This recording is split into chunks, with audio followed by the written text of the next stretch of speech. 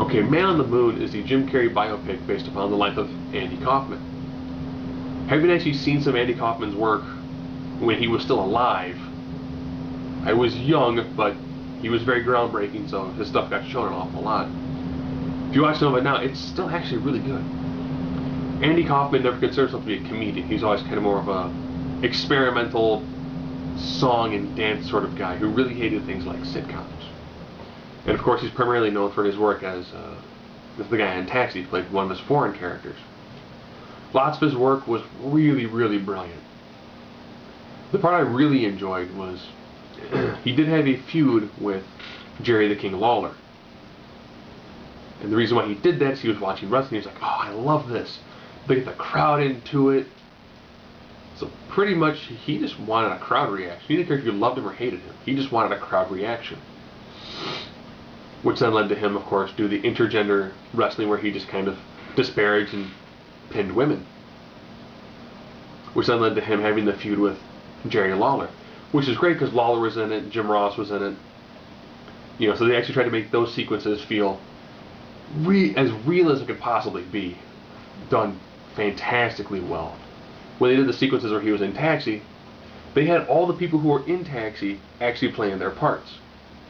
Except for one person. See, Danny DeVito was in Taxi, but he was playing a different character in this movie, so he couldn't reprise his role in Taxi. The nice thing about this is Jim Carrey very, very much felt like I was watching Andy Kaufman. Which is weird that Jim Carrey has this... He can do really stupid comedy, and occasionally he can do a really fantastic drama piece. And then he'll do a bunch of just crappy movies. But he's got a really good range of what he actually can do. And from a wrestling fan standpoint, remembering the Andy Kaufman Lawler bits, done beautifully well. The moments with Taxi, again, done beautifully well. You know, they only actually switched around one spot. Andy Kaufman has this huge Carnegie Hall show. In the movie, he has his cancer diagnosis right before he does this. In real life, he did the Carnegie Hall, which was a 2-day show. Yeah, picture seeing a comedian to pull an actual 2-day show that was everything you could think of. You know, like Santa Claus, the Rockettes, a choir, and then milk and cookies. And then afterwards, he was diagnosed with a very, very rare form of cancer.